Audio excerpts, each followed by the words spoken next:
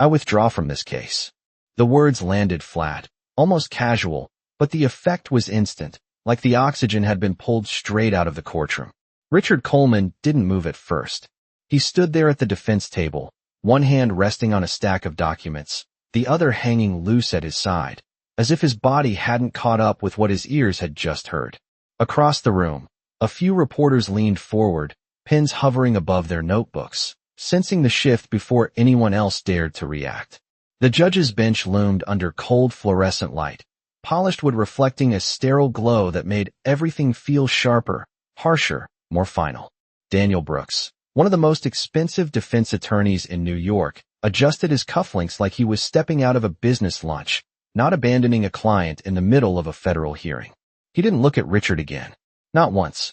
His leather briefcase snapped shut with a quiet click that somehow echoed louder than a gavel. "Counselor." Judge Eleanor Hayes' voice cut through the silence, controlled, measured, but there was a flicker of disbelief beneath it. Brooks offered a thin smile. "Irreconcilable differences, Your Honor." Then he turned and walked. Just like that. No raised voices. No explanation. Just footsteps, clean, confident, receding across marble. The door at the back of the courtroom opened with a low creak and closed again with a soft thud that felt like a verdict already delivered. Richard exhaled slowly, but it wasn't relief. It was the kind of breath someone takes when they realize the ground beneath them isn't solid anymore. His eyes drifted to the empty chair beside him. The chair that, minutes ago, held his entire defense. Now it was just space. Across the aisle, the prosecutor leaned back, folding his hands like a man who had just been handed the ending he'd been waiting for. "Your Honor," he began, voice smooth, almost sympathetic. "Given the circumstances, we are prepared to proceed." A murmur rippled through the gallery. Not loud, not chaotic, but enough to carry meaning. "He's finished." The words weren't spoken, but they hung there anyway, thick in the air. In the far corner of the room, near the double doors, Ava Johnson stood with a mop handle resting lightly in her hand. Her uniform was simple, dark slacks, a pale blue shirt, sleeves rolled just above her wrists. The scent of industrial cleaner lingered faintly around her, sharp and clean, cutting through the heavier smells of paper and polished wood. She had been moving quietly along the back wall, eyes down, footsteps measured, the way you learn to exist when you're not meant to be seen. But now she wasn't moving at all. Her gaze had lifted, locked onto the defense table, onto the man everyone had already decided was done. Richard didn't notice her. No one did. Not yet. He was still staring at that empty chair, jaw tightening just slightly, the only sign that something inside him was shifting, cracking, trying to hold together under pressure it was never meant to carry alone. Judge Hayes tapped her pen once against the bench. "Mr. Coleman," she said, her tone careful, "do you intend to secure new counsel?" A pause, just long enough to feel uncomfortable. Richard straightened a fraction, shoulders pulling back out of habit, out of pride, out of something stubborn that refused to collapse in front of an audience. His voice caught just barely. He cleared his throat, steadied it. "I'll need time." The prosecutor didn't wait. "Your Honor, with respect, this case has already been delayed twice. The court cannot continue to accommodate." Ava's fingers tightened around the mop handle. Not from nerves. From recognition. The kind that hits before logic has time to catch up. Her eyes flicked down to the edge of the defense table where a folder had slipped, just slightly open. A single page peeked out, dense with legal language, numbers, clauses. She had seen words like that before. Studied them. Memorized them under dim apartment lights with a second-hand textbook and a clock that always seemed to move too fast. The prosecutor kept talking. The judge listened. The room leaned toward an outcome that felt inevitable. And still, no one looked at the woman in the corner. The one with the mop. The one whose breathing had slowed, whose posture had shifted, whose eyes were no longer soft or distant, but sharp, focused, awake.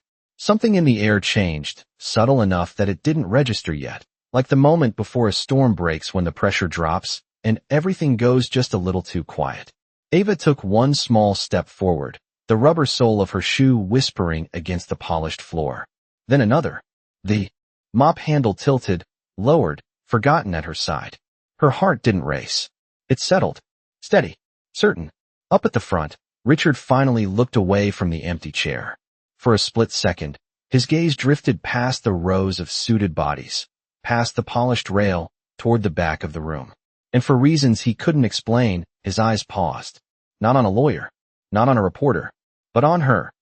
The silence did not break all at once. It cracked in small, uneasy shifts, like a room unsure whether to breathe again. And Richard Coleman felt it before he understood it.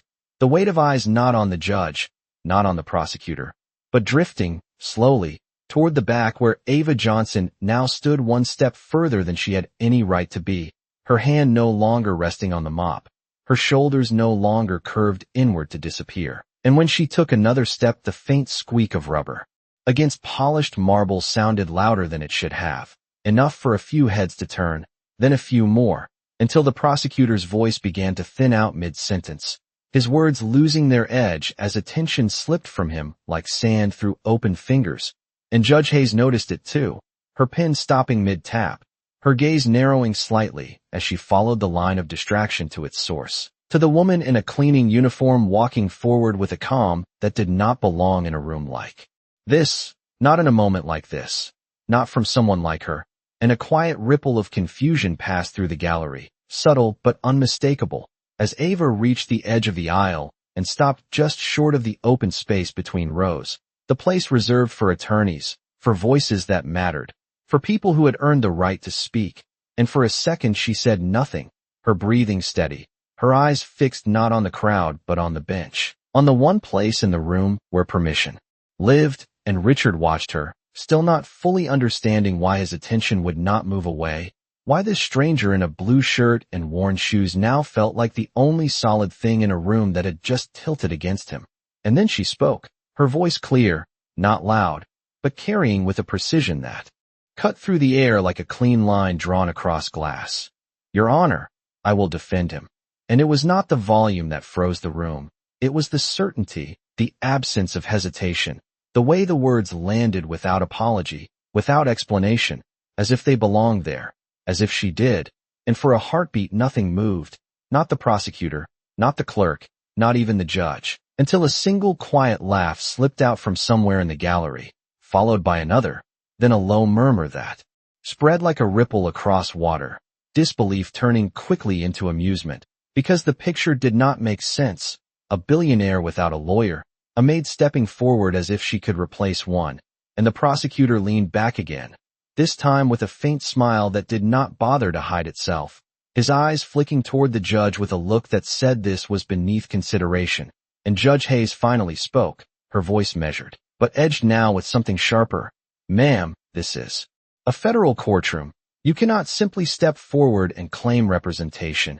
And Ava did not retreat, did not look down, did not fold into the space the way she had trained herself to do in 100 other rooms. Instead, she took one more step, just enough to stand at the boundary line, close enough that the light from the overhead fixtures caught her face fully now, revealing eyes that were not uncertain, not reckless, but focused in a way that suggested she had already thought this through, long before she moved. I understand, Your Honor, she said, her tone respectful but unshaken. But he does not need a title right now. He needs someone who can read what is in front of him. And the room shifted again, not in laughter this time, but in something quieter, more cautious, because there was no tremor in her voice, no searching for words, and the judge's gaze lingered a fraction longer than before, studying her, weighing something unseen. And you believe you can do that, Judge? Hayes asked, not dismissive, but probing, and Ava nodded once, a small motion, controlled. Yes, ma'am, she said. Because what they are about to present is not what it looks like. And that was when the prosecutor straightened, the smile fading just enough to show a flicker of irritation, because now it was no longer just absurd. It was interference, and Richard felt it too, the shift from spectacle to something else, something that pressed lightly against the edge of possibility, and without realizing it, he turned his body slightly toward her, away from the empty chair, away from the space that had just abandoned him. And for the first time since the word withdraw had been spoken, his posture changed, not fully, not confidently, but enough that it could be seen if someone was looking closely. And Ava noticed it, just for a second, the smallest acknowledgement, and she did not smile, did not react, She simply held her ground as the room waited for the judge to decide whether this moment would be dismissed like a mistake or allowed to become something else entirely. Judge Hayes did not answer immediately, and that silence stretched just long enough to become uncomfortable, the kind that forced every person in the room to sit inside it, to feel the weight of a decision forming before it was spoken, her eyes still on Ava Johnson, as if searching for something that could justify what had just happened, something that could place this moment back into the rules everyone understood. But Ava did not look away. She did not shift her weight, did not soften her posture. She stood there as if she had already accepted whatever came next, and that steadiness unsettled the rhythm of the room more than any raised voice could have. "What is your name?" the judge finally asked, her tone calm but deliberate, and Ava answered without hesitation, "Ava Johnson, Your Honor." No extra words, no explanation offered unless it was asked for, and a faint sound of typing resumed somewhere behind the gallery as a reporter began capturing the moment, the name, the anomaly, while the prosecutor let out a quiet breath through his nose, the kind that signaled patience running thin. "Your Honor," he said, stepping forward slightly, "this is highly irregular. The defense cannot be conducted by an unlicensed individual, especially in a case of this magnitude." And his words were technically correct, structured, expected, but they lacked something now, a certain confidence that had been there minutes earlier, because even he could feel that the room was no longer entirely under his control. Judge Hayes raised one hand slightly, stopping him before he could continue, her focus still fixed on Ava. "Ms. Johnson, do you have any legal training?" The question hung between them, direct, unavoidable, and for the first time a subtle shift passed across Ava's expression, not fear, not doubt, but memory, something older, heavier, something that did not belong to this courtroom but had followed her into it. And she answered simply, "Yes, ma'am." Another ripple moved through the room, quieter this time, more curious than dismissive, because the answer did not match the uniform, did not match the position she held just minutes ago, and the judge leaned back slightly, studying her more closely now. "Then why are you standing in this courtroom with a mop instead of a bar license?"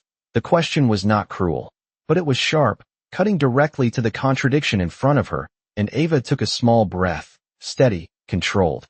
"Because finishing school requires money, Your Honor, and sometimes the world decides what you can afford before you get to finish what you started." No bitterness in her tone, no accusation, just a fact laid down as plainly as the floor she had been cleaning, and that changed something, subtle but real, a shift in how the room held her, not as a disruption, but as a possibility that had been overlooked. Richard felt it more than anyone, because for the first time since this began, the narrative around him was no longer closing in, it was bending, slightly, unpredictably, and he found himself watching her not as a stranger, not as staff, but as someone stepping into a space that had just been left empty.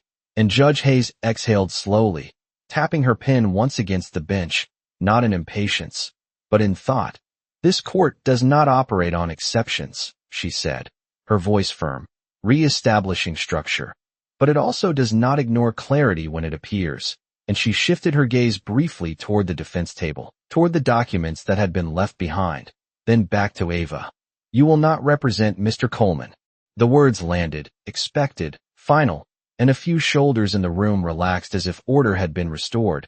But the judge continued before that relief could settle, however, and that single word tightened the air again, pulling attention back in. "You may speak, briefly, if you believe there is something the court should not overlook." And this time, the silence that followed was different. It was not disbelief, it was anticipation, sharp and focused, and the prosecutor straightened fully now, his expression tightening just enough to reveal concern beneath professionalism. Because this was no longer dismissal, this was allowance, and Ava nodded once, not in gratitude, but in acknowledgement, as if this was all she had needed, one opening, one moment, and she stepped forward into it, closing the final distance to the defense table, the edge of the wood cool under her fingertips as she reached for the folder that had slipped earlier, her movements careful, deliberate, like someone handling something fragile but important, and when she opened it, the faint rustle of paper sounded louder than it should have, because now every ear in the room was listening, every eye watching, and Ava did not rush. She scanned the page quickly, her eyes moving with a familiarity that did not belong to someone guessing, and then she lifted her gaze. Not to the prosecutor, not to Richard, but to the judge, and said, "Your Honor, before they proceed, there is one line in this document that changes everything, and if it is not read correctly, the rest of this case will be built on a misunderstanding." And this time, no one laughed. The air tightened around her words, not because they were loud, but because they landed with the kind of precision that demanded attention, and for a moment no one moved. Not the judge, not the prosecutor, not even the reporters whose pens now hovered midair, waiting to see if this would collapse into nothing or turn into something they could not ignore, and Ava Johnson did not fill the silence. She let it stretch, let the weight of what she had just said settle into the room before she moved. Again, her fingers sliding the document forward across the defense table just enough for the overhead light to catch a narrow column of text, and she tapped it once, gently, not dramatic, just enough to mark the exact place where her focus rested. "Right here," she said, her voice calm, measured, subsection C, line 3, and Judge Hayes leaned forward slightly, her eyes narrowing as she followed the direction of Ava's hand, while the prosecutor stepped closer as well, his expression sharpening, the confidence he had carried now replaced with something more alert, more cautious, because details like this were not supposed to come from someone like her, not in a moment like this. And Ava continued without rushing, her gaze still on the judge, not seeking approval, not asking permission again, just presenting what she had already decided needed to be seen. "This clause reassigns liability," she said, each word placed carefully. "It does not clarify it. It moves it completely." And a faint murmur flickered through the gallery again, quieter now, less dismissive, more uncertain, because the tone had changed, the rhythm had changed, and the prosecutor reached for the document, pulling it slightly toward himself, his eyes scanning the line Ava had indicated, his jaw tightening just enough to register that he was no longer entirely comfortable. "Your Honor," he began, his voice still controlled, but less smooth than before. "The language is standard in agreements of this nature." And Ava did not interrupt. She did not raise her voice to compete. She simply waited until he finished, and then she spoke again, softer than him, but somehow clearer. "Standard language does not mean harmless language," she said, and that stopped him, not completely, but enough to break his flow, because now the room was listening for her, not him, and Judge Hayes lifted a hand slightly, signaling for quiet without needing to say it, her attention now fully engaged. "Explain," she said, one word, direct, and Ava nodded once, her fingers brushing lightly across the paper, as she traced the line without touching it again. "If this clause is interpreted the way it appears at first glance," she said, "it looks like a shared responsibility provision, but the phrasing creates a conditional shift. If any discrepancy is found after execution, the responsibility transfers entirely to Mr. Coleman's entity." And Richard felt the words hit him before he fully processed them, like a door opening somewhere behind him that he had not known existed, and the prosecutor straightened, his eyes flicking quickly across the rest of the page, then back to Ava. "That is a stretch," he said, but the confidence in his tone had thinned, replaced by something that sounded more like defense than assertion, and Ava shook her head slightly, not dismissive, just certain. "No, sir," she replied, still respectful, still controlled. "It is a structure, not a stretch. The condition is embedded, not stated plainly. And if it is triggered, it isolates him from any protection he would normally have." And the room shifted again, this time in a way that could not be mistaken for coincidence, because people were no longer reacting to the situation, they were following it, step by step, line by line. And Judge Hayes reached forward, pulling the document closer to her, her eyes scanning the section now with a sharper focus, the kind that comes when something does not sit right anymore, and the faint ticking of the courtroom clock became suddenly noticeable in the quiet, marking seconds that felt longer than they should. And Richard watched her, not Ava now, but the judge, waiting for the smallest sign that what had just been said mattered, that it had weight beyond the moment. And Ava stepped back half an inch, not retreating, just giving space, her hands now resting lightly at her sides, the mop forgotten completely behind her, and she said nothing else, because she did not need to. the line was there. The explanation had been given, and the room itself had become the next step. And then Judge Hayes stopped reading, her pen tapping once against the margin, slower than before, deliberate, and she looked up, first at the prosecutor, then at Richard, and finally back at Ava. And in her eyes there was no dismissal now, only a measured recognition that something important had just been placed in front of her. "Counsel," she said, her voice steady, but carrying a new weight, "we are going to take a closer look at this before proceeding." And it was not a dramatic ruling, not a final decision, but it was enough to shift the direction of the room, enough to pause what had seemed inevitable just minutes ago. And in that pause, something changed, subtle but undeniable, because for the first time since this began, Richard Coleman was no longer standing alone at that table. The pause did not feel like relief. It felt like pressure shifting, like something that had been moving in one direction too fast had suddenly been forced to slow down, and everyone in the courtroom could feel it even if they did not fully understand why. The prosecutor's shoulders remained squared, but his fingers pressed a little tighter against the edge of the table, his eyes returning again and again to that same line in the document, as if repetition might change what it said, while Judge Hayes continued to read in silence, her pen now resting still against the page, no longer tapping, no longer marking time, just waiting. And Ava Johnson stood where she was, not stepping back further, not stepping forward again, holding that narrow space she had claimed as if she knew it might disappear the moment she let it go. And Richard Coleman felt something unfamiliar settle into his chest. Not confidence, not yet, but something steadier than the hollow drop that had been there minutes before, because now there was a question in the room, and questions meant time, and time meant possibility.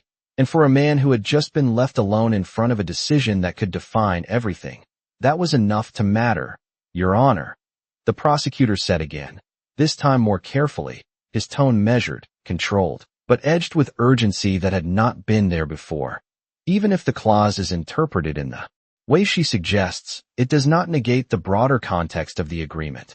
And he gestured lightly toward the rest of the file, as if the weight of the pages themselves could push the argument back into place. But Judge Hayes did not look up immediately. She turned one page, then another, her eyes scanning with a precision that suggested she was no longer relying on summary or assumption. And that shift alone changed the balance of the room more than any argument could have, because now the authority that mattered most was no longer moving at the prosecutor's pace. It was moving at its own, and Ava watched it happen without speaking, her hands still, her posture quiet, because she understood something the others were just beginning to feel. Once a doubt is placed correctly, it does not need to be repeated, it grows on its own, and the faint hum of the overhead lights seemed louder in the silence, mixing with the distant shuffle of papers from the clerk's desk, small sounds that filled the space while everyone waited for the judge to decide how far this moment would go. And then Judge Hayes stopped again, her eyes settling on a second section further down the page, and her brow tightened just slightly, not in confusion, but in recognition, as if the line Ava had pointed out had led her to something else, something connected, and she looked up, this time directly at the prosecutor. "Counsel, is there an addendum referenced in this section?" she asked, her voice even, but carrying a weight that made the question feel less optional than it sounded. And the prosecutor hesitated, just for a fraction of a second, but it was enough to be seen, enough to register. "Yes, Your Honor," he replied, his tone still professional, but the smoothness had thinned further. "There is a supplementary clarification attached," and the word attached lingered in the air like something unfinished, because it had not been presented, not yet, and Ava's eyes shifted slightly, just enough to acknowledge that detail, that absence, and she spoke again, not louder, not sharper, just at the right moment. "Was it included in the submission to this court?" she asked, and the question did not challenge the judge. It did not interrupt the process. It simply placed another piece on the table, one that could not be ignored without being addressed, and the prosecutor's jaw tightened almost imperceptibly as he adjusted the papers in front of him. "It was intended to be entered during presentation," he said, choosing his words carefully now, because every word was being weighed, not just heard. And Judge Hayes leaned back slightly, her gaze steady. "Intended is not the same as submitted," she said. And this time the shift in the room was undeniable, Not loud, not dramatic, but real. Because the structure that had seemed solid minutes ago now showed a small fracture, a gap where something had not been properly placed, and Richard felt it. The way a man feels the first drop of rain after a long dry stretch. Uncertain if it means anything yet, but unable to ignore it. And Ava did not move, did not claim the moment, did not look toward him for acknowledgement, because this was not about being seen. It was about being right at the exact moment it mattered, and Judge Hayes closed the folder gently, not with finality, but with intention. "We will pause proceedings briefly," she said, her voice calm but firm. "I want a complete and properly submitted record before we move forward." And the gavel tapped once, not to end, but to hold, to create space where there had been none, and as the room exhaled collectively, a low murmur beginning to rise again, this time different, quieter, more thoughtful. Richard turned his head fully toward Ava, no longer by accident, no longer uncertain. And for a moment he said nothing, because there were no words that fit what had just happened, only a realization settling in, slow and clear, that the person everyone had overlooked had just changed the direction of everything. The gavel's soft tap did not end the tension, it suspended it, holding the entire courtroom in a fragile pause that felt more intense than the chaos before it. And as people began to shift in their seats, leaning toward one another in hushed whispers, the sound carried differently now, not sharp or dismissive, but low and uncertain, like a room trying to recalibrate around something it did not expect. And Ava Johnson stepped back just half a pace, not retreating, just returning to the edge of the space she had entered, her hands lowering slightly as if remembering where she had come from. But her posture did not fold, did not disappear again, because something had changed and she knew it, even if no one had said it out loud. And Richard Coleman turned fully toward her now, his eyes searching her face not for answers, but for understanding. As if trying to piece together how someone he had not even noticed 10 minutes ago had just shifted the course of his entire case. And for a moment neither of them spoke, the distance between them filled with something quiet and unspoken, a recognition that did not need explanation, until Richard finally said, his voice lower than before, steadier but still carrying the edge of disbelief, "How did you see that?" And Ava met his gaze without hesitation, her expression calm, not proud, not defensive, just honest. "Because I have seen it before," she replied. And there was no elaboration, no attempt to turn it into something more than. It was just a simple truth that hinted at a deeper history without laying it bare. And Richard exhaled slowly, nodding once as if that was enough for now. Because in this moment, it was, and across the room the prosecutor moved quickly, gathering his documents with sharper motions than before, his focus no longer on the performance of confidence, but on the recovery of control, flipping through pages, checking tabs, searching for something that would restore the structure he had lost, while a junior associate leaned in beside him, whispering urgently, their voices too low to be heard, but their urgency clear in the way their heads tilted closer, their fingers pointing at sections of the file. And Judge Hayes remained still on the bench, watching, not intervening, giving the pause exactly as much space as it needed and no more. Her presence anchoring the room even as everything within it shifted, and Ava's eyes moved briefly to the prosecutor's table, not with hostility, not with challenge, but with a quiet awareness of what was happening. The scramble, the adjustment, the realization that something had slipped past unnoticed, and she turned back toward the defense table, her fingers brushing lightly against the edge of the wood, grounding herself in the physical space, in the present moment, because she knew this was not finished, not even close. And the brief recess began to take shape, people standing, stretching, stepping into the aisles, but the energy did not disperse. It hovered, concentrated around the center of the room where the shift had happened, where it could happen again. And Richard leaned slightly closer, lowering his voice. "If that clause holds," he said, choosing his words carefully, "then everything they are building collapses." And Ava nodded once, her eyes steady. "If it holds the way it is written, not the way it is presented," she corrected softly, and that distinction settled between them, precise and important. And for the first time Richard allowed himself a small, controlled breath that felt almost like relief, not complete, not certain, but enough to loosen the tightness that had been locked in his chest since the morning began, and a court officer passed by, signaling that proceedings would resume shortly, the murmurs beginning to quiet again as people returned to their seats. The temporary movement folding back into stillness, and Ava stepped back another inch, instinctively returning toward the boundary she had crossed. But this time the space felt different, not closed to her, not entirely. And when the room settled once more, the air felt heavier, more deliberate, as if everyone understood that the next few minutes would not follow the path they had expected. And Judge Hayes adjusted the file in front of her, her gaze sweeping once across the courtroom before settling again, steady, composed, ready, and the prosecutor stood straighter now, his expression tightened into focus, whatever he had found or not found during the pause held close, not revealed yet, and Ava remained where she was, just behind the line, not at the table, not in the seats, but no longer invisible either.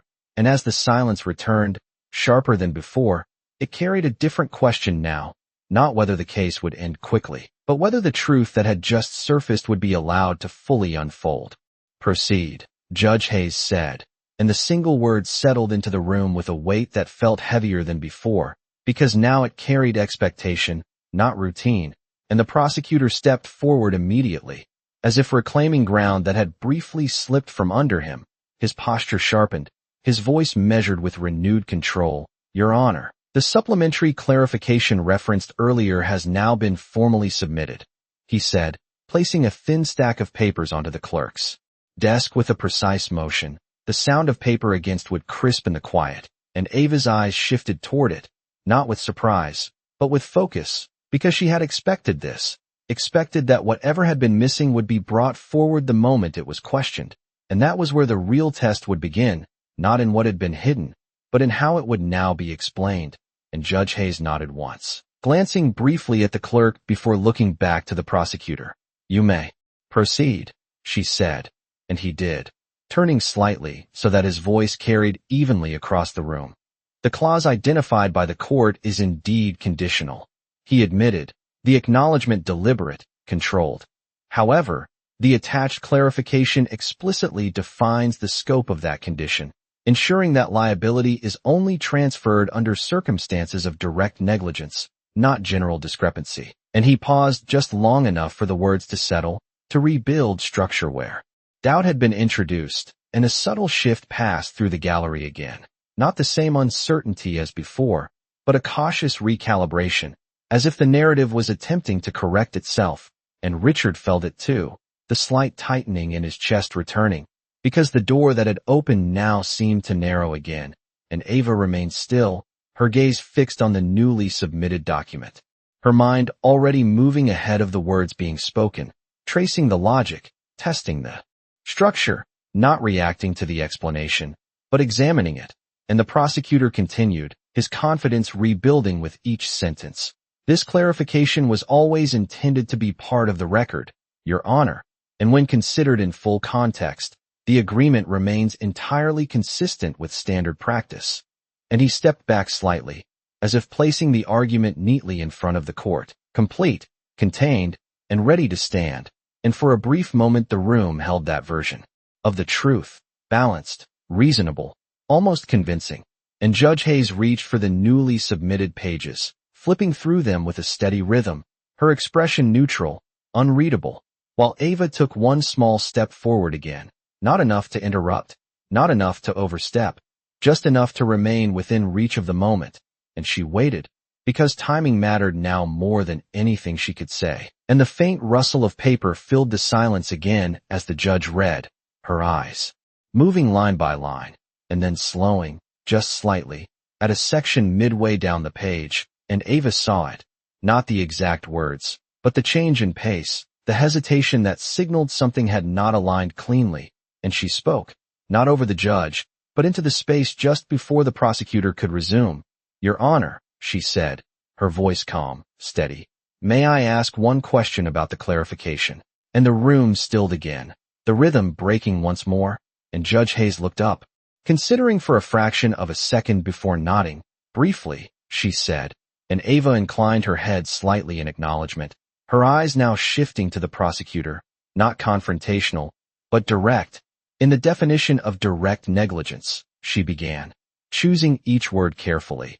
Does it specify the threshold for determining responsibility, or does it defer that determination to post-execution review? And the question did not sound dramatic. It did not accuse, but it landed with a precision that cut straight through the explanation that had just been given, and the prosecutor blinked once, a small, almost imperceptible pause, but it was enough to register, enough to signal that the answer was not as simple as the statement he had just made, and he adjusted his stance slightly, his hand brushing the edge of the document as if grounding himself.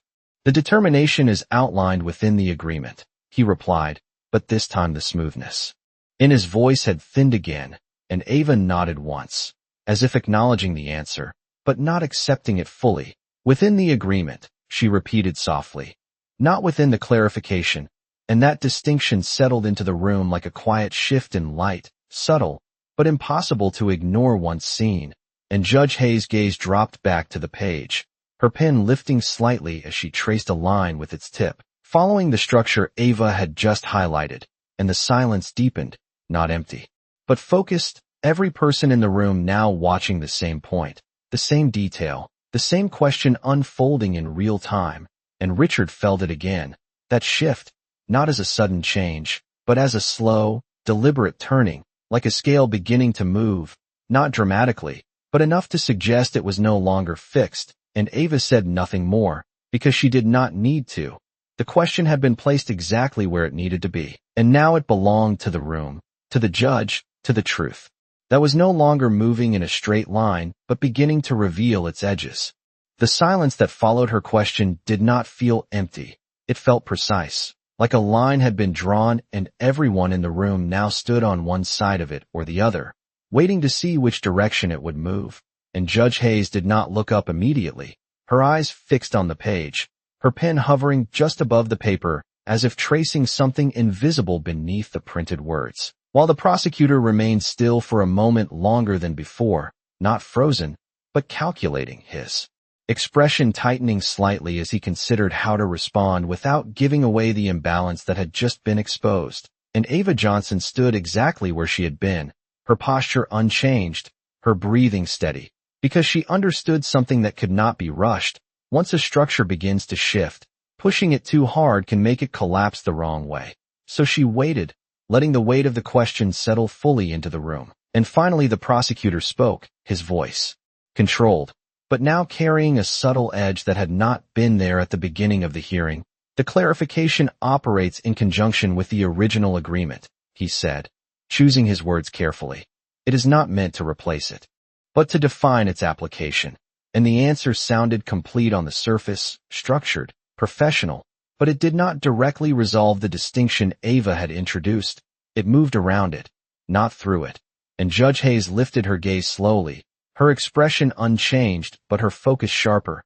That was not the question, she said, her tone even, but firm enough to stop the room from drifting back into assumption. And a faint shift passed through the gallery again, quieter now, more attentive, because the pattern was becoming clear, and the prosecutor inclined his head slightly, acknowledging the correction, but the brief pause that followed revealed the truth more than his words had, because he needed that pause, and Ava saw it, not as a victory, not as a moment to press harder, but as confirmation that the line she had pointed to was not as stable as it had been presented, and she spoke again, her voice still calm, still measured.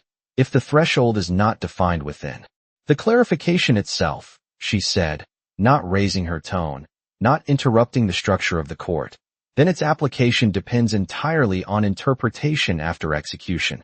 And she let that sit for a fraction of a second before continuing. Which means the protection it claims to provide is not fixed, it is conditional on whoever evaluates it later. And this time the words did not ripple through the room. They settled into it, heavy and deliberate, because they did not sound like an argument. They sounded like a conclusion drawn from the text itself. And Judge Hayes looked back down at the page, her pen now moving, underlining something with a slow, deliberate stroke, and Richard felt it again, that quiet shift, not dramatic, not explosive, but undeniable, like a current changing direction beneath still water, and the prosecutor exhaled softly, almost inaudible, before responding. Interpretation is inherent in all legal agreements, he said, but the statement felt broader. Now, less anchored to the specific point, and Ava nodded once, acknowledging the truth in that, but not stepping away from the distinction she had drawn. Yes, sir, she replied. But clarity is what limits that interpretation, and this clause does not limit it. It leaves it open. And the simplicity of that sentence cut deeper than anything more complex could have, because it did not rely on theory, it relied on structure. On what was present and what was not. And Judge Hayes stopped writing, her pen resting against the paper as she looked up again, this time not at the prosecutor first, but at Ava, studying her with a different kind of attention now, not questioning her presence, but measuring the consistency of what she was presenting. And in that look there was no dismissal, only evaluation, and the room felt it. The subtle but unmistakable shift in how authority was now engaging with the unexpected voice that had entered it. And then the judge turned her gaze back to the prosecutor.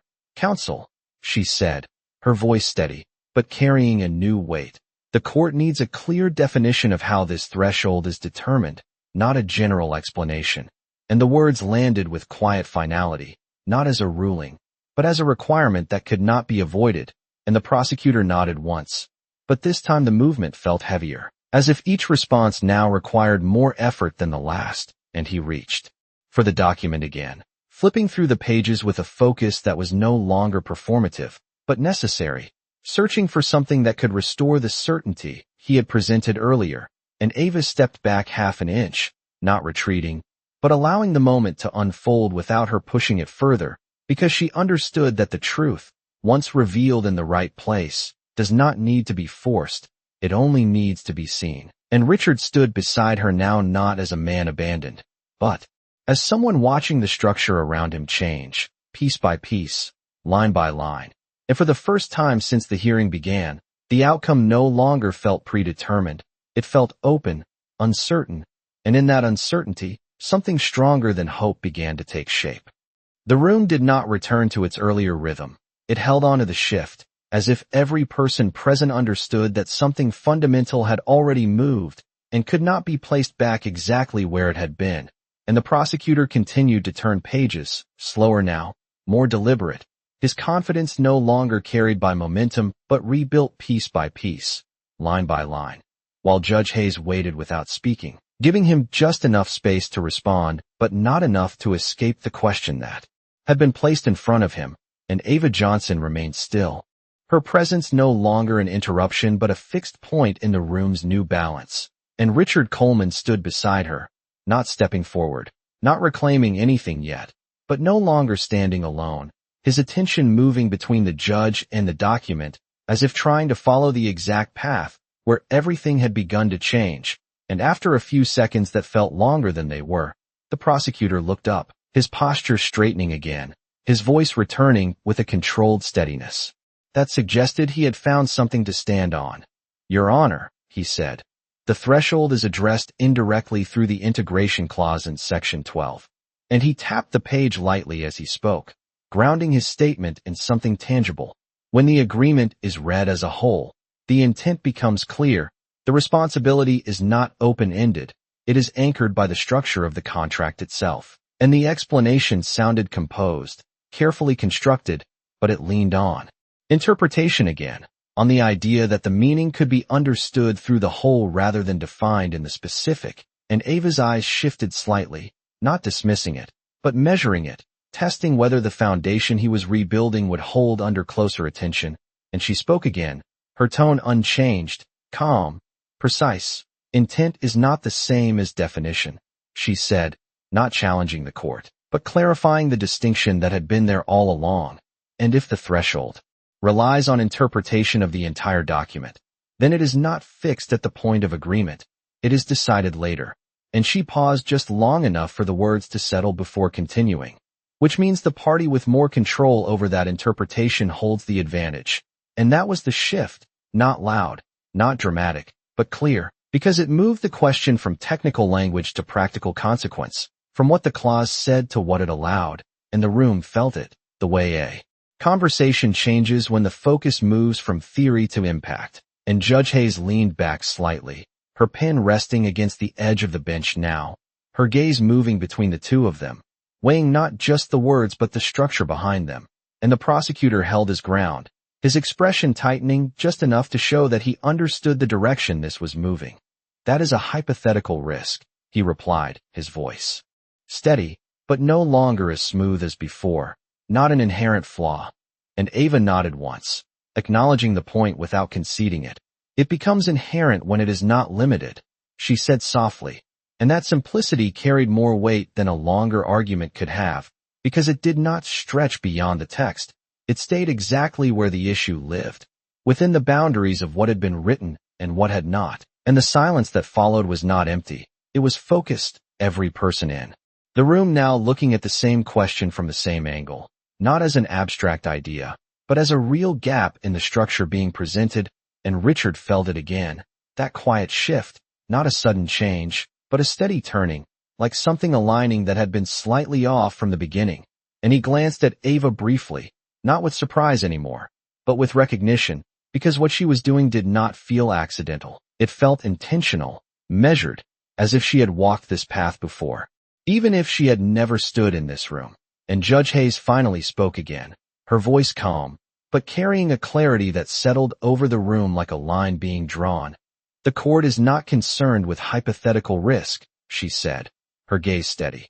"It is concerned with whether the agreement, as presented, provides clear and enforceable definitions." And she looked down at the document once more, then back up. "And at this point, that clarity is not sufficiently established," and the words did not sound dramatic, but they carried weight, because they did not dismiss the argument. They required more from it, and the prosecutor's shoulders shifted slightly, not in defeat, but in adjustment, as he prepared to respond again, to rebuild once more. And Ava stepped back half an inch, her role in that moment complete, not because the case was decided, but because the question had been fully placed, and now it belonged to the court. And the room held that realization, quiet and steady, as the path forward became something no one could predict with certainty anymore. The words from Judge Hayes did not close the argument. They deepened it, settling over the courtroom with a quiet authority that made every movement slower, more deliberate. And for a brief moment no one spoke, not because there was nothing left to say, but because whatever came next would carry more weight than anything before it. And the prosecutor stood still, his hand resting lightly against the edge of the document, as if grounding himself in something solid, his eyes scanning quickly, not searching for new information, but recalibrating what he already had. And then he stepped forward again, his voice returning with a careful steadiness that no longer assumed control but worked to earn it. "Your Honor, if clarity is the concern, then the intent of the parties must be considered alongside the text," he said, choosing each word with precision. "This agreement was negotiated over several months, with multiple revisions, and the understanding of responsibility was consistent throughout that process." And as he spoke, he placed another document onto the table, thinner, older, its edges slightly worn. "This is a prior draft, which demonstrates that the allocation of liability was never intended to isolate Mr. Coleman." And the room leaned in again, not out of surprise, but out of necessity, because now the argument had shifted from structure to history, from what was written to what was meant. And Ava Johnson's eyes moved to the new document, her expression unchanged, but her attention sharpened, because she understood something the room was just beginning to see. When clarity is questioned, intention is often used to replace it. And Judge Hayes reached forward, accepting the document without comment, her eyes moving across it with the same measured focus as before. And Richard felt the tension return, not as a collapse, but as a tightening, because this new layer complicated everything, pulling the argument away from the clean line Ava had drawn and into something less defined, less certain. And for a moment he wondered if the shift they had created was about to be absorbed, reshaped into something that would hold again. And Ava stepped forward slightly, not interrupting, not rushing, but positioning herself within reach of the moment once more, her mind already moving through the implications, testing whether this new piece supported the structure or revealed something else beneath it. And she waited, because timing still mattered more than volume. and the faint sound of the courtroom clock ticked steadily in the background, marking seconds that felt longer now, heavier, as Judge Hayes continued to read, her pen lifting once, then lowering again, not marking anything yet, just following the text. And then she paused, her eyes settling on a section of the draft, her brow tightening just slightly, and Ava saw it. Not the words themselves, but the shift in attention, the moment where something did not align cleanly, and she spoke, her voice calm, but carrying a quiet certainty that cut through the layered argument. "Your Honor," she said, waiting just long enough to be acknowledged before continuing. "May I ask when that language changed?" And the question did not challenge the validity of the draft. It did not dismiss the history being presented. It simply placed a point of comparison into the room, one that could not be ignored once introduced, and the prosecutor's gaze flicked toward her briefly, a small movement, but enough to show that he understood exactly what she was doing. And Judge Hayes looked up from the page, her attention shifting between them. "Clarify," she said, and Ava nodded slightly, her eyes moving to the draft in the judge's hand. "In this version, the clause distributes responsibility across both parties," she said, her tone steady. "But in the final agreement, it shifts entirely under a conditional trigger," and she paused, not for effect, but for precision. "That is not a clarification, it is a change." And the word change settled into the room with a weight that reframed everything that had just been presented, because it moved the argument away from intention and back to structure, back to what had actually been altered. And the prosecutor straightened, his jaw tightening just enough to register the pressure building again. "Revisions are part of any negotiation," he replied, but the statement felt broader now, less anchored to the specific difference she had identified, and Ava inclined her head slightly, acknowledging the truth without stepping away from the distinction. "Yes, sir," she said, "but revisions that shift responsibility require explicit clarity, not implied intent." And the simplicity of that sentence cut through the layered explanation, returning the focus to the same point the court had already recognized. And Judge Hayes looked down again, this time comparing the two documents side by side, her pen now moving, marking a line in one, then the other, her expression tightening not in confusion, but in recognition, and the silence deepened once more, not empty, but focused, as the comparison unfolded in real time. And Richard watched it happen, the slow alignment of two versions that did not match in the way they were now being presented, and he felt something shift again, not sudden, not overwhelming, but steady, like a structure being tested and found uneven, and Ava stepped back half an inch, her role in that moment complete once more, not because the outcome was decided, but because the question had been placed exactly where it needed to be, and now it belonged to the truth itself, unfolding line by line in front of a room that could no longer pretend it had not seen it. The comparison did not need explanation anymore. It existed in front of the room as something visible, something measurable, and Judge Hayes held both documents steady, her eyes moving back and forth between them with a focus that no longer searched for possibility, but for confirmation, and the silence that filled the courtroom felt different now, not uncertain, not waiting, but tightening, as if every person present understood that whatever came next would not be about interpretation but about consequence. And the prosecutor remained standing, his posture still composed, but the small details had begun to shift, the way his fingers no longer rested still against the page, the way his gaze moved more frequently, recalculating, adjusting, and Ava Johnson did not step forward again. She remained exactly where she was, just behind the line, her hands relaxed at her sides, because she knew this moment did not belong to her anymore. It belonged to what had been revealed, and Richard Coleman stood beside the table, his attention fixed on the judge, not on Ava, not on the prosecutor, but on the point where everything now converged.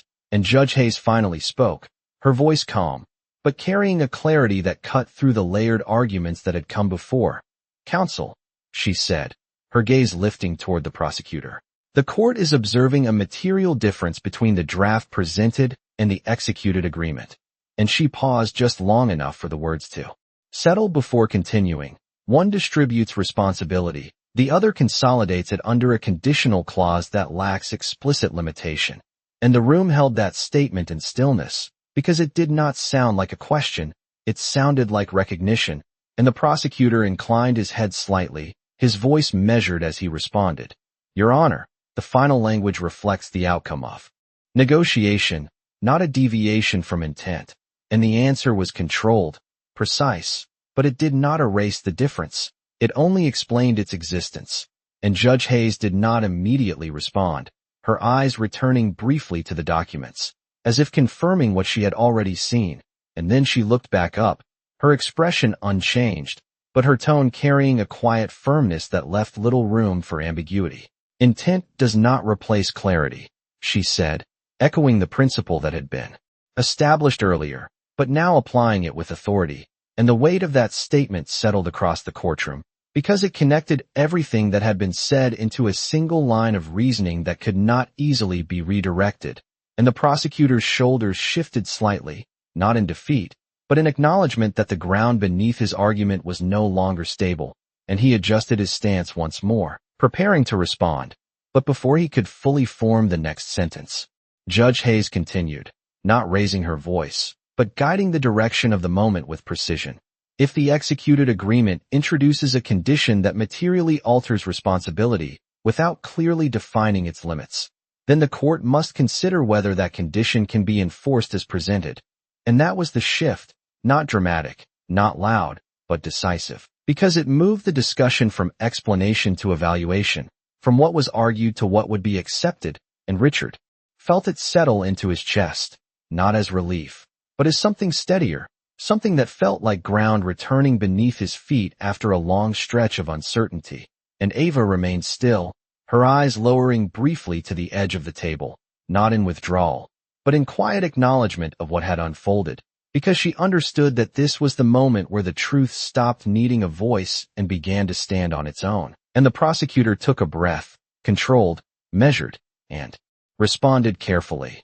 Your Honor, the agreement should be viewed in its entirety, not isolated to a single clause. And the statement was familiar now, an attempt to broaden the frame, to diffuse the focus, but Judge Hayes did not shift her attention. The court is viewing it in its entirety, she replied, her tone steady.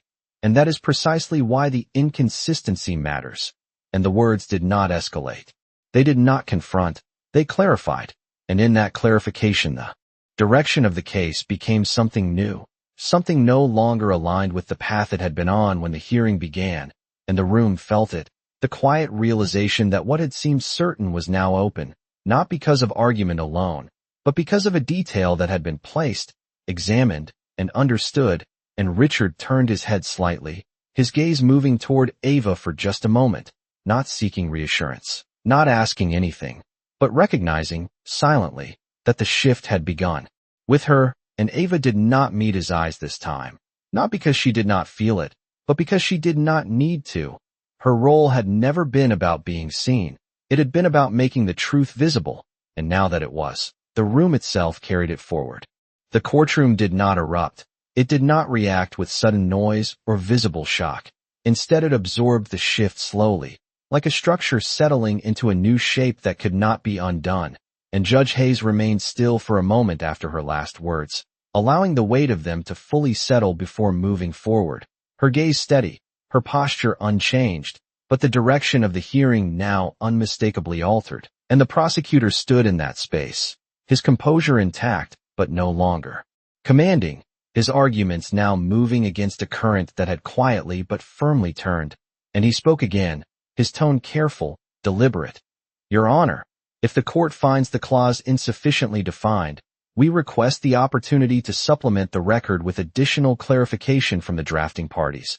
And the request was measured, reasonable on its surface, but it carried an underlying urgency that had not been there before, because now the goal was not to assert control, but to recover it. And Judge Hayes listened without interruption, her expression neutral, but her eyes attentive, weighing not just the request, but the timing of it, the context in which it was being made. And the room held still, every movement quieter now, every breath more measured, as if everyone understood that this moment would determine how the rest of the case unfolded.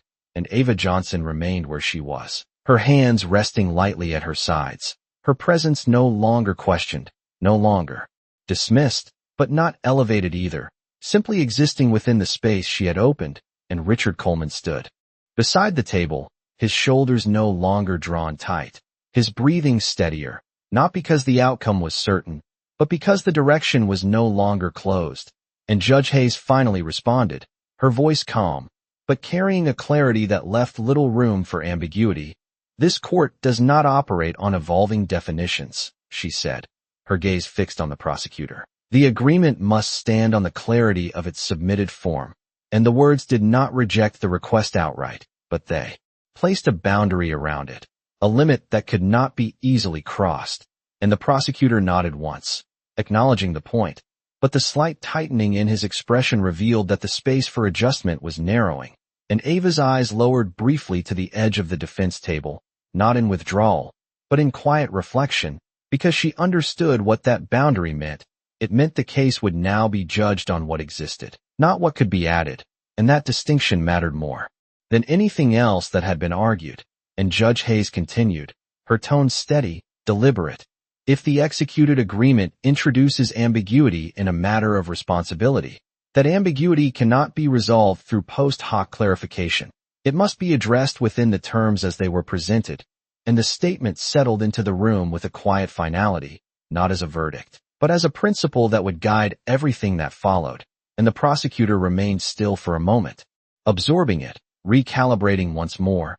But this time the movement was slower, more contained, because the ground he had been standing on had shifted too far to be easily reclaimed, and Richard felt it, not as a sudden release, but as a steady lifting, like pressure easing in small, controlled increments. And he glanced briefly toward Ava, not in surprise anymore, not even in gratitude, but in recognition of something deeper, something that did not need to be spoken to be understood, and Ava did not look up, not because she did not feel it, but because she had never stepped into this moment for acknowledgement. She had stepped into it because it needed to be seen, and now it was, fully, clearly, without distortion. And Judge Hayes adjusted the documents in front of her, aligning them with a precise motion that reflected the order she was restoring to the case. "The court will proceed with consideration based on the submitted agreement and its current interpretation," she said, her voice steady, controlled. "And any ambiguity within that agreement will be weighed accordingly."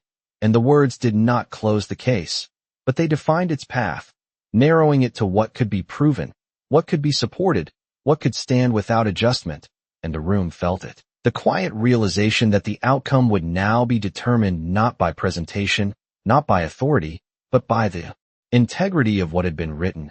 And Ava stepped back half an inch, her posture easing slightly, not retreating, but releasing the moment she had been holding, because it no longer needed her to sustain it. It had taken root within the structure of the court itself, and Richard stood beside the table, no longer alone, no longer abandoned in the way he had been at the beginning of the hearing. And as the silence settled once more, it carried a different kind of weight, not uncertainty, but something steadier, something that felt like balance returning, line by line, truth by truth. The courtroom did not move forward with noise or spectacle. It settled into a stillness that felt earned, as if every word that had been spoken now rested in place, aligned, and no longer needed to be repeated. And Judge Hayes sat with the documents before her, both versions, both structures, the difference between them no longer subtle, no longer hidden, but clear in a way that required no further argument. And when she finally spoke, her voice carried that clarity, not raised, not dramatic, but final in its direction. "The court finds that the conditional clause, as written in the executed agreement, introduces ambiguity in the allocation of responsibility that is not sufficiently defined within the document itself." And the words did not echo. They settled, firm and controlled, like a door closing not with force, but with certainty. And the prosecutor remained still, his posture composed, but the tension in his shoulders no longer concealed, because the path he had built had reached its limit, and there was nowhere further for it to extend without rewriting what had already been placed before the court. And Judge Hayes continued, her gaze steady. "As such, the clause cannot be enforced in the manner presented, and the court will proceed with interpretation that does not isolate liability solely under that provision." And that was the shift, the quiet turning point that did not arrive with noise, but with weight, because it did not simply adjust the argument, it redefined the framework entirely, and Richard Coleman felt it immediately, not as a surge, not as relief breaking through all at once, but as something deeper, something steadier, like ground returning beneath him after a long stretch of imbalance. And he exhaled slowly, the breath measured, controlled, but different now, no longer held. No longer braced against an outcome that had seemed inevitable, and Ava Johnson stood where she had been, just behind the line, her hands relaxed, her posture calm, and she did not move forward, did not claim the moment, because it was no longer hers to hold. It had passed into the structure of the room itself, into the decision that had just been made, and Judge Hayes placed the documents down with a precise motion, aligning them once more, restoring order not just to the papers, but to the path the case would now follow. The hearing will continue under this interpretation, she said, her voice steady, and the court expects all further arguments to reflect the clarity required by law, not the assumptions of intent. And the words did not leave room for return, they defined the boundary moving forward, and the prosecutor inclined his head slightly, acknowledging the ruling, his expression controlled, but quieter now, the confidence that had once carried his argument replaced by something more measured, more restrained, and the room began to breathe again, not loudly, not abruptly, but in small shifts, a pen moving, a chair adjusting, the quiet return of motion after a moment that had held everything still, and Richard turned his head slowly, his gaze finding Ava not by accident this time, but with intention, and for a moment he said nothing, because there were no words that could fully match what had just happened, no sentence that could capture the shift from being alone to standing on solid ground again. And Ava met his eyes briefly, just a fraction of a second, and in that look there was no triumph, no expectation, only a quiet understanding, something simple and steady. And then she lowered her gaze, stepping back just slightly, the faint scent of cleaning solution still lingering around her, the mop resting where she had left it. Unchanged, ordinary, as if nothing had happened at all, and yet everything had. And the courtroom moved forward, the case continuing, voices resuming, structure rebuilding. But something remained, something subtle but undeniable, a shift in how the room had seen her, in how the balance had changed, and Richard straightened at the table, his shoulders no longer carrying the same weight, his posture no longer defined by absence. And though the hearing was not over, though the outcome would still unfold in its own time, one thing had already been decided in a way that did not need to be written into record. He had not been saved by power or position or the system that had nearly failed him. He had been steadied by someone the room had almost ignored, and Ava Johnson, who had walked in unseen, now walked back toward the edge of the room the same way she had always moved, quiet, measured, without drawing attention. But this time, the silence that followed her was not empty. It was full of something else, something the room would remember long after the case itself was closed. Because she had not changed the system. She had not rewritten the law.